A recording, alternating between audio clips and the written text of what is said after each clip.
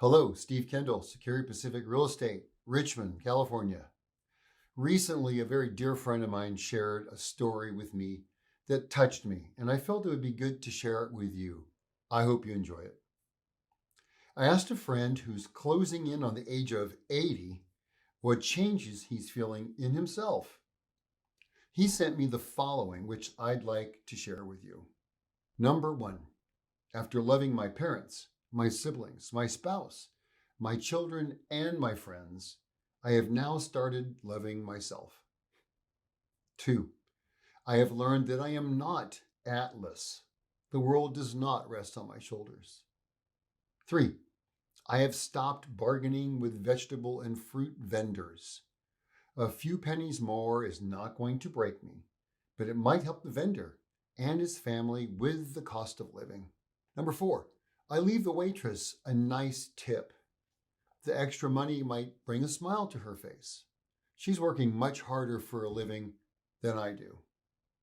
Number 5, I stopped telling the elderly that they've already shared that story. The story helps them walk down memory lane and relive their past. 6, I've learned not to correct people even when I know they're wrong. The responsibility of correcting others is not on me. Peace is more valuable than perfection. Number 7, I give compliments freely and generously. Compliments are a mood enhancer, not only for the recipient, but also for me. Now, if you receive a compliment, never turn it down. Say thank you. 8, I walk away from people who don't value me.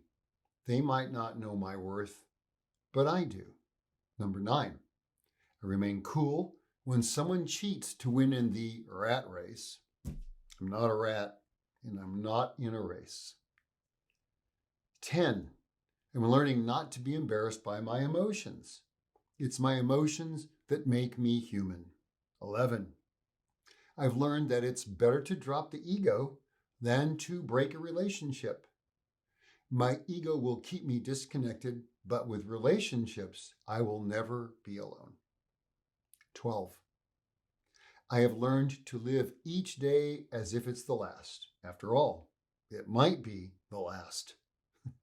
And finally, 13, I'm happy. I'm doing what makes me happy. I'm responsible for my happiness, and I owe it to myself. Happiness is a choice. You can be happy anytime. Just choose to be. Now, you don't have to wait until you turn 80 to live this way. You can start practicing these ideas today. Why wait? Thanks for watching. I'll see you on the next one.